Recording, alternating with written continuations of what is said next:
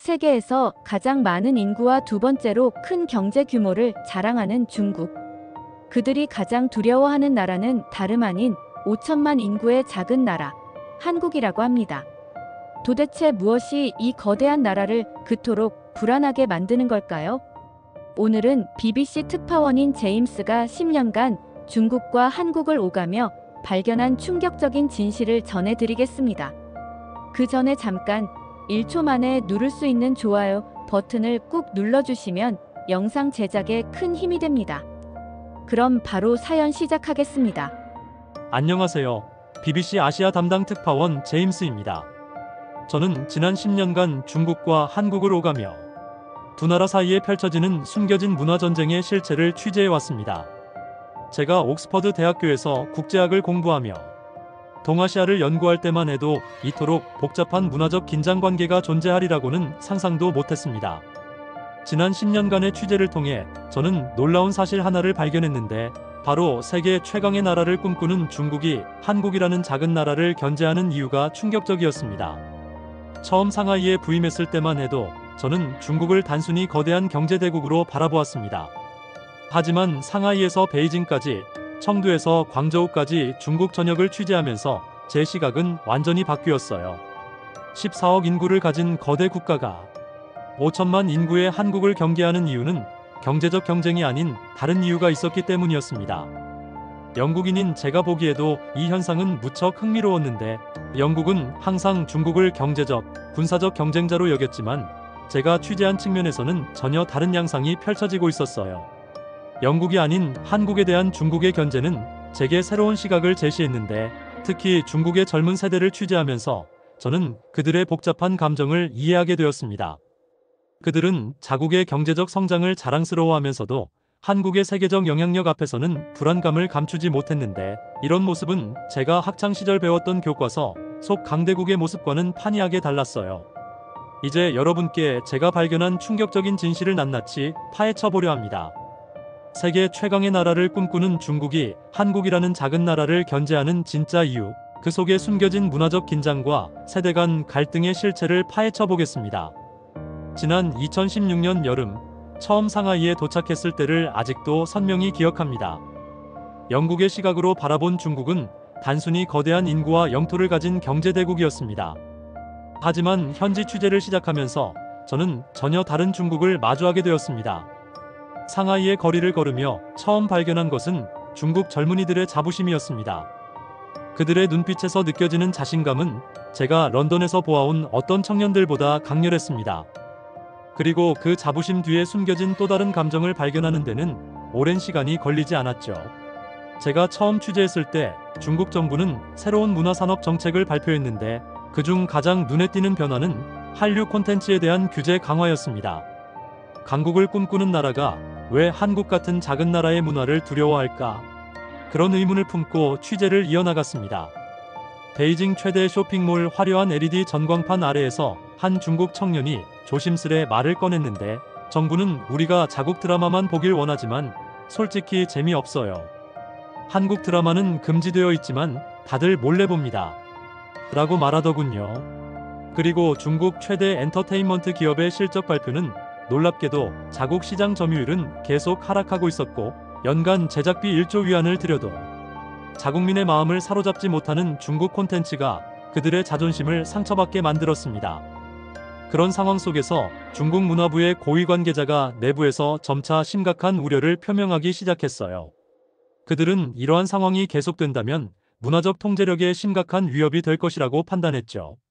결국 어느 날 그 관계자는 취재를 하고 있던 저에게 경고성 발언을 했습니다. 당신이 보도하면 안 되는 것들이 있습니다. 라고요. 하지만 이미 늦었습니다. 제가 목격한 충격적인 진실들은 중국의 필사적인 통제 시도가 얼마나 실패하고 있는지를 여실히 보여주고 있었으니까요. 상하이 시내 한복판, 정부의 단속을 피해 몰래 운영되는 한류 상품 지하시장은 매일 밤 젊은이들로 북적입니다.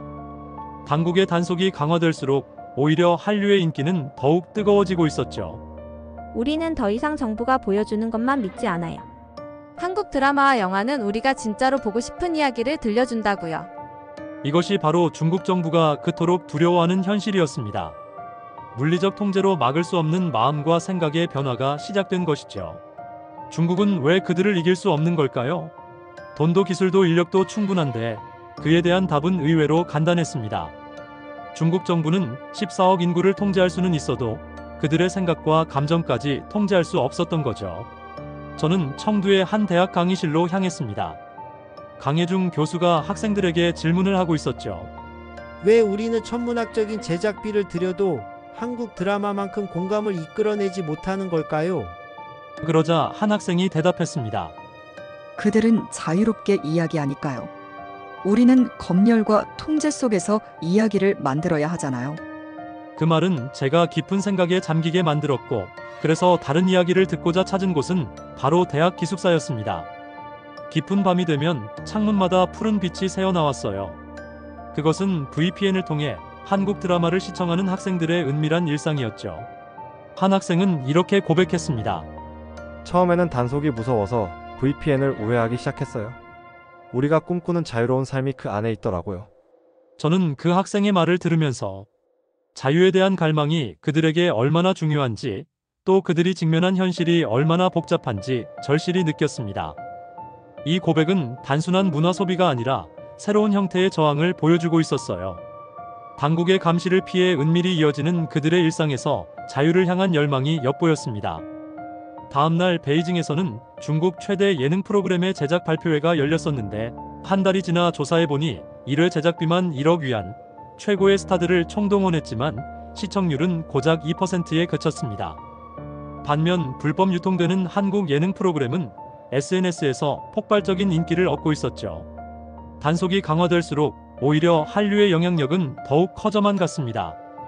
그리고 더욱 충격적인 건 한류를 좋아하는 이들을 중국의 반역자로 규정하고 대대적인 단속을 시작한 것이죠. 그러나 이는 오히려 역효과를 낳았습니다. 한류 팬클럽 단속 현장에서 만난 20대 여성은 이렇게 말했어요. 우리를 반역자로 몰아도 좋아요. 하지만 우리가 원하는 건 그저 자유로운 선택권이에요. 그럼에도 중국 공안 당국은 더욱 강경한 조치를 시행하고 있었습니다. 한류 콘텐츠 소지자에 대한 벌금을 10배로 인상하고 SNS 계정을 영구 삭제하는 처벌을 시작한 것이죠. 그러나 단속이 강화될수록 지하시장은 더욱 교묘해졌습니다.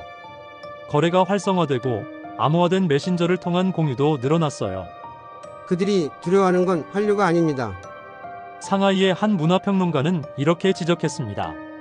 자유로운 선택과 표현에 대한 젊은이들의 행동, 그것이야말로 중국 당국이 진정으로 두려워하는 것이죠. 베이징의 유명 경제연구소가 발표한 충격적인 자료에 따르면 중국의 20, 30대 청년들이 느끼는 경제적 압박감은 그들의 부모 세대를 훨씬 뛰어넘는 수준이라고 해요. 베이징과 상하이의 아파트 가격은 매년 상승하고 있고 취업 경쟁률은 미국 아이비리그 입학률보다 더 치열한 수준이었습니다. 광저우의 한 대학가에서 만난 학생들의 이야기는 제 가슴을 무겁게 했어요. 그들이 들려준 부모 세대와의 갈등은 단순한 세대 차이를 넘어섰습니다. 중국의 경제 성장률이 지난 40년간 연평균 9.4%를 기록하며 세계를 놀라게 했지만 그 이면에는 깊어지는 세대 간 갈등이 자리 잡고 있었어요. 베이징의 화려한 고층 빌딩 숲속에서 1978년 1,500억 달러에 불과하던 GDP가 2019년 14조 달러로 치솟는 놀라운 성장을 이루었습니다. 이런 숫자들은 중국 청년들의 고민을 더욱 깊게 만들고 있었어요. 기성세대는 기회의 시대를 살았지만 우리는 그저 그들의 그늘에서 살아가고 있어요. 한 학생의 말에서 묻어나는 씁쓸함이 아직도 생생합니다. 2021년에 8.1% 성장률은 겉으로는 인상적으로 보이지만 실상을 들여다보면 전혀 다른 이야기를 발견하게 됩니다. 미중 무역 전쟁의 그림자는 점점 더 짙어지고 있었고 청년들의 좌절감은 더욱 깊어지고 있었어요. 중국은 이제 세계 최대의 제조업 국가이자 수출국으로 성장했습니다. 하지만 이런 성공 이면에는 세계 최대의 에너지 소비국이자 탄소 배출국이라는 부작용도 함께 따라왔어요. 더욱 아이러니한 것은 젊은 세대들이 이런 산업화의 그늘을 한국의 소프트 파워를 통해 바라보고 있다는 점입니다. 더욱 놀라운 것은 중국의 물리적 크기가 더 이상 문화적 영향력을 보장하지 못한다는 사실이에요. 오히려 중국 인구의 10분의 1에 불과한 한국이 전 세계 문화계를 사로잡고 있었습니다. 그들에게 진정한 과제는 더 이상 GDP 순위나 군사력 경쟁이 아니었습니다. 세계인의 마음을 어떻게 사로잡을 것인가? 바로 이 질문 앞에서 중국의 젊은 세대는 깊은 고민에 빠져 있었어요. 이런 고민은 자연스럽게 두 나라 젊은이들의 삶의 방식으로 드러났는데, 한국에서는 갓생이라는 새로운 라이프 스타일이 등장했어요. 신처럼 완벽한 삶을 추구한다는 이 말은 마치 1960년대 한국의 산업화 시대를 떠올리게 했습니다. 새벽 4시 기상으로 시작해 아침 운동, 직장 생활, 퇴근 후 자기 개발까지 하루 24시간을 철저하게 활용하는 모습이에요. 아마 한국의 기성세대 분들이 보기에는 무척 반가운 현상일 것입니다. 모두가 젊었을 때처럼 한국의 청년들은 더 나은 미래를 위해 스스로를 채찍질하고 있었어요. 반면 중국의 젊은이들은 충격적인 선택을 하고 있었는데요. 바로 탕핑이라는 말, 직역하면 바닥에 누워버리기입니다. 1970년대 미국의 히피족처럼 기성세대의 모든 가치관을 거부하고 최소한의 삶을 선택한 것이죠. 이들은 집, 차, 결혼, 자녀, 소비까지 모든 것을 포기했습니다. 이런 극명한 차이가 생긴 이유는 무엇일까요? 두 나라 청년들은 비슷한 문제를 겪고 있었는데 말이에요. 천정부지로 치솟은 집값, 힘든 취업난, 치열한 경쟁까지. 같은 문제 앞에서 그들이 선택한 해결책은 정반대였어요. 더 깊이 들여다보면 중국의 탕핑 현상이 보여주는 것은 세계 2위 경제대국의 충격적인 민낯입니다. 젊은이들이 모든 것을 포기하고 바닥에 누워버리겠다고 선언하는 것은 중국의 성장 신화가 얼마나 허상이었는지를 보여주는 것이죠. 베이징과 상하이의 화려한 고층 빌딩 뒤에는 극심한 빈부격차와 청년 실업이라는 어두운 그림자가 드리워져 있었습니다. 우리는 아무리 노력해도 부모 세대만큼의 성취를 이룰 수 없어요. 한 청년의 말처럼 중국의 경제 성장은 역설적으로 젊은 세대의 좌절을 키웠죠. 더욱 우려스러운 것은 이들이 선택한 탕핑이 중국 사회 전반에 미치는 영향입니다. 14억 인구의 성장 동력이었던 젊은이들이 소비와 경쟁을 거부하면서 중국의 경제는 심각한 도전에 직면할 수밖에 없어요. 이는 단순한 청년 문제를 넘어 중국 체제의 근본적인 약점을 드러내는 현상이라고 볼 수 있습니다.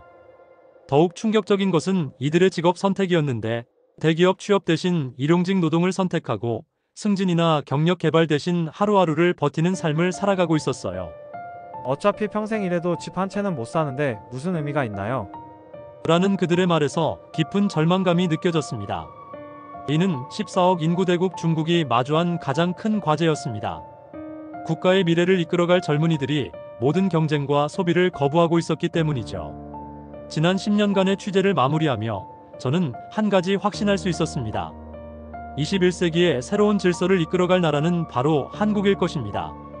크기가 아닌 가치로, 강요가 아닌 매력으로, 모방이 아닌 혁신으로 세계를 이끄는 나라. 그것이 바로 제가 목격한 대한민국의 모습입니다.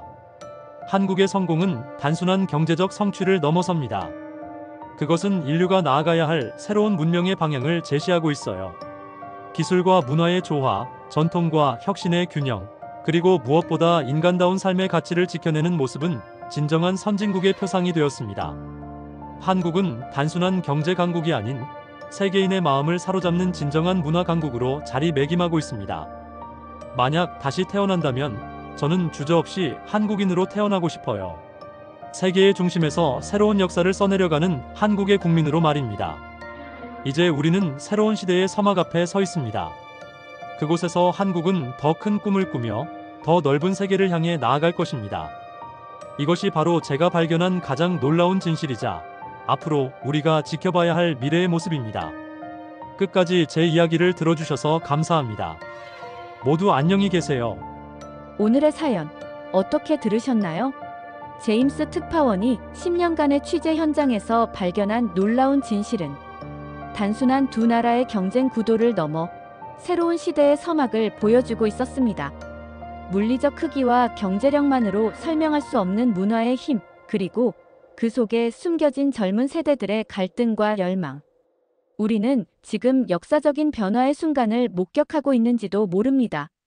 앞으로 이 두 나라의 관계가 어떻게 발전해 나갈지 여러분의 생각을 아래 댓글에 남겨주세요. 그리고 이 감동적인 사연을 주변 사람들과 공유하고 함께 이야기 나눠보세요. 마지막으로 1초밖에 걸리지 않는 구독과 좋아요, 알림 설정은 영상 제작에 큰 힘이 됩니다. 지금까지 감동을 담아 여러분께 진심을 전하는 감동 직진이었습니다. 오늘 하루도 행복한 하루 보내세요.